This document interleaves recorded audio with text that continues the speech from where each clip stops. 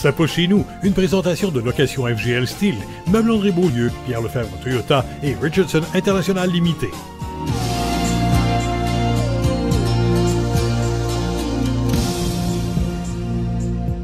Je me trouve chez les Ruchers Bérard à Sainte-Victoire de Sorel en compagnie de Michel, le président, la relève Hugo, parce que l'entreprise existe depuis 43 ans déjà.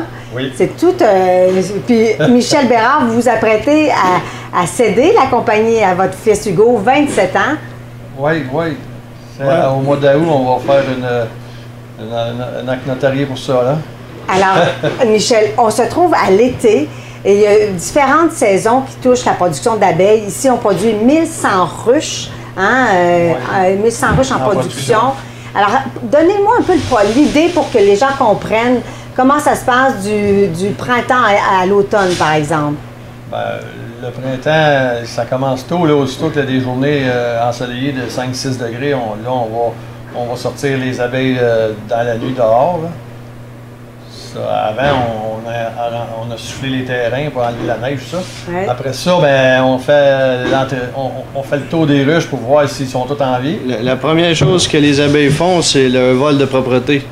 Parce que l'hiver dans la ruche, ils vont pas à la toilette. Ouais. Ils restent pleins d'excréments. C'est ça. Ouais, ils peuvent pas, la première belle journée de 6-7 degrés, ils vont sortir, se vider. Fait que partout, c'est en neige. Il va y avoir des petits points de... Oh, ouais. Là, ils sont soulagés, puis là, la vie, elle recommence. La vie recommence. Ça, c'est à peu près vers quelle date cette année, là? Début avril. Début avril. Puis, fin mars. Puis là, on a connu un printemps exceptionnellement froid. Est-ce que ça a une incidence? Oui. C'était long avant que les ruches décollent. Il y avait beaucoup de ruches qui étaient affaiblies, qui n'ont pas décollé. Puis là, à un moment donné, ça s'est fait comme un explosion. Au pissenlit, au mois de mai, la chaleur est arrivée comme... Tout d'un coup, là, les ruches ont comme explosé, là, ils ont populé, la population a augmenté. Est-ce que cette année, étant donné qu'il y a beaucoup de sécheresse aussi en juin, est-ce que ça a aussi une incidence sur la production, la qualité du miel, Hugo? Bien, on pensait que oui, mais les abeilles n'ont pas lâché, puis on continue à rentrer du miel, puis on est satisfait de leur récolte. Comparé à l'année passée, c'est... Un petit peu plus lent. Un petit peu plus lent, mais malgré la sécheresse, ils ont bien travaillé. Puis là, on est rendu au mois de fin juillet, début août. On voit beaucoup plus de pluie. Est-ce que ça aussi, ça a une autre... Ça crée... C'est sûr, ça l'aide, là. Ça va aider, là, parce que la fin de saison est importante, là. Quand les abeilles ne récoltent pas, là, si c'est trop sec, ils ne récoltent plus, la population stagne, elle diminue un peu parce que la reine ne va pas élever des jeunes abeilles s'ils ne peuvent pas les nourrir. Ça. OK. Et quand on parle d'abeilles aussi, on parle aussi de différents miels. On voit, vous avez les fleurs de trèfle, fleurs de bleuet, sarrasin. Expliquez-nous un peu le procédé aussi pour le miel fleur de trèfle. Là, le bleuet, ça, c'est quand on les transporte au lac Saint-Jean. Ça, c'est à peu près à quelle saison? Début juin. Début juin. Puis combien de ruches vous transportez? On a transporté 1000 ruches. 1024 ruches au lac Saint-Jean. Ouais. Et comment ça se passe? Est-ce que c'est sur des grosses remorques? Oui, avant. Là, cette année, on s'est acheté un camion de 10 roues pour être autonome. Là. Parce que louer tout le temps, on n'est pas capable d'avoir les dates qu'on veut des fois. Là. Puis en même temps, un trop gros camion n'est pas capable d'aller dans des petits terrains chez les producteurs fermiers. Là, on peut faire ce miel qui est assez rare, le miel de bleuet. Puis là, en ce moment, le sarrasin fleuri, là, on fait du sarrasin. Ouais, à cause que dans les champs, on retrouve début août, ça commence à fleurir. Cette fleur-là, elle est semée au 23 juin, habituellement, dans des terres inondables. Là. OK. Fait que après, au début août, la floraison commence. Et c'est ça. Et cette année, c'est ça, vous constatez une plus grande production. C'est dû à quoi, au juste? Pas une plus grande production, mais la production est satisfaisante, elle est bonne. Ouais. Ça va dépendre du mois d'août. Mais ça prend de la bonne chaleur. On a de la chaleur. Mais là au mois d'août, il y a toutes les fleurs sauvages qui embarquent avec le trèfle, il va revenir après la pluie qu'on a eue. Là. OK. Ouais. C'est ça, ça va peut-être faire un miel un petit peu plus foncé que d'habitude. Qu'est-ce qui fait, Hugo, que vous avez la même passion que votre père, Michel, votre grand-père Lucien, qu'on voit... Ben, mon grand-père, il m'a souvent aidé, il m'a montré des choses, mon père. Puis, on aime ça. Ouais, c'est le fun. Et puis, la nature, puis à l'extérieur.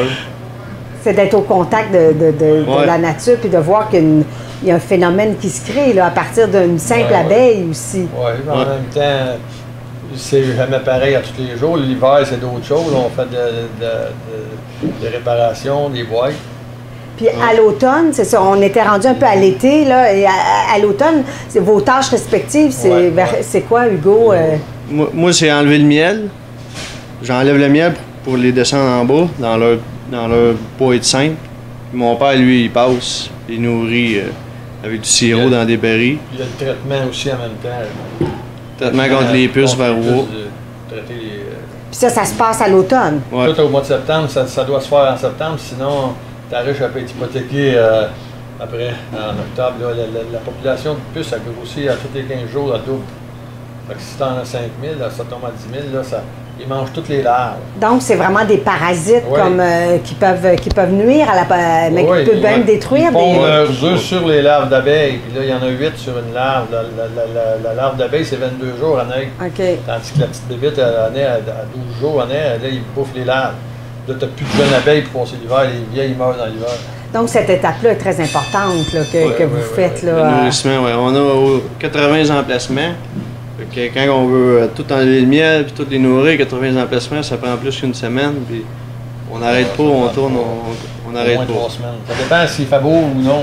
En terminant, pourquoi les gens achètent le miel en 2020? Quelles sont les propriétés du miel?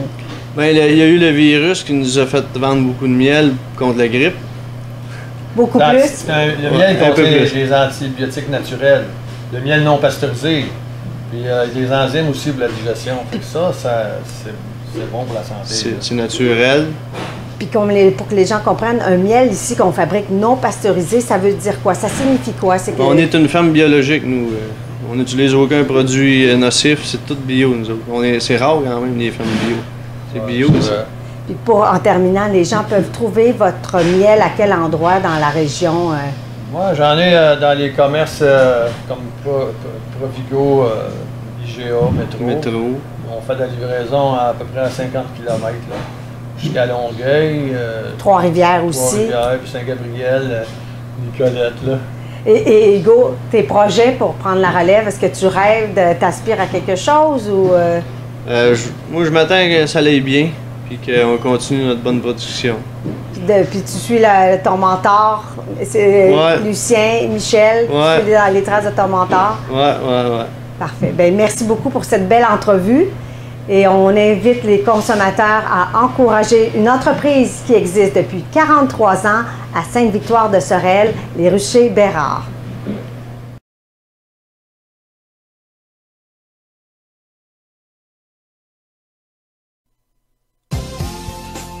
Ça pas chez nous, une présentation de location FGL Style, Meubles André Beaulieu, Pierre Lefebvre Toyota et Richardson International Limité.